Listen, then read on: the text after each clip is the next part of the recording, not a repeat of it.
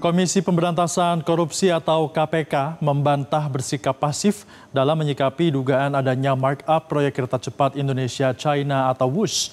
Sebelumnya, mantan Menko Polhukam Mahfud MD mengatakan adanya dugaan markup anggaran dalam pembiayaan proyek kereta cepat WUSH di era pemerintahan Presiden Joko Widodo.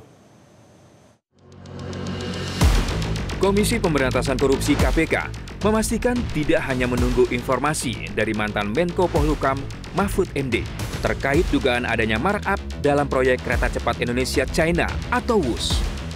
PLT Deputi Penindakan dan Eksekusi KPK, Asep Guntur Rahayu, menegaskan pihaknya tengah mencari informasi dari masyarakat dan bukti-bukti terkait dugaan markup proyek di era pemerintahan Presiden Joko Widodo tersebut.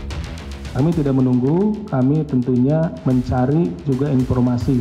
Nah, tapi seperti sering saya sampaikan kepada rekan-rekan jurnalis juga, kepada masyarakat yang memiliki informasi terkait dengan hal tersebut, silahkan untuk disampaikan kepada kami untuk mempermudah dan mempercepat.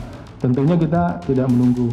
Kalau kita mengetahui terjadi tindak pidana korupsi, dimanapun ada kewajiban bagi kami untuk melakukan tadi pengumpulan informasi terkait dengan hal tersebut.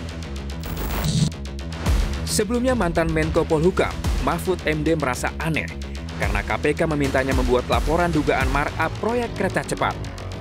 Menurut Mahfud, aparat penegak hukum termasuk KPK seharusnya bisa langsung bergerak tanpa harus menunggu laporan formal.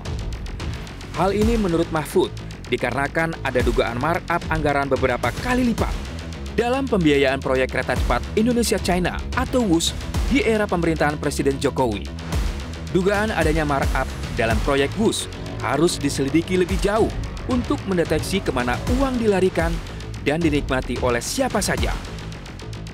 Senada dengan Mahfud MD, mantan penyidik KPK Yudo Purnomo mengatakan semestinya KPK bersikap proaktif untuk mengusut dugaan adanya markup dalam proyek kereta cepat WUSH dan tidak hanya menunggu laporan. Memang KPK tidak perlu menunggu ya adanya laporan ataupun pengaduan, walaupun KPK mempunyai Direktorat Pengaduan Masyarakat (Dumas). Karena kita tahu kasus korupsi ini hak dan kewenangan KPK dalam melakukan proaktif investigation ya, investigasi yang proaktif itu sangat terbuka sekali peluang untuk kemudian kasus-kasus yang menarik perhatian masyarakat, langsung tim KPK bergerak. Karena tidak pernah ada kasus korupsi ditanyakan siapa pelapornya atau bagaimana cara menemukan kasus tersebut. DPR meminta pemerintah membentuk tim untuk memastikan proses perencanaan dan penganggaran dari awal proyek kereta cepat ini. Apalagi proyek ini mengalami cost of run atau pembengkakan biaya hingga menembus angka sekitar 120 triliun rupiah.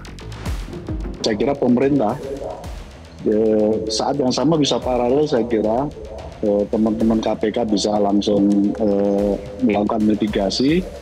Yang kedua, pemerintah juga bisa membentuk tim untuk memastikan sejak proses proyek ini dilaksanakan dari aspek perencanaan dan pelaksanaannya dan proses penganggarannya seperti apa. Karena termasuk ini kan mengalami cost overrun di tengah jalan. Tadi sebenarnya nilai proyek kan hampir 96 triliun, tapi naik membengkak jadi 120 triliun. Langkah KPK untuk mengusut dugaan adanya tindak pidana dalam proyek kereta cepat Indonesia-China menjadi hal yang ditunggu banyak pihak. Karena ada sumber pendanaan dari APBN dalam proyek kereta cepat tersebut. Jelajahi cara baru mendapatkan informasi. Download Metro TV Extend sekarang.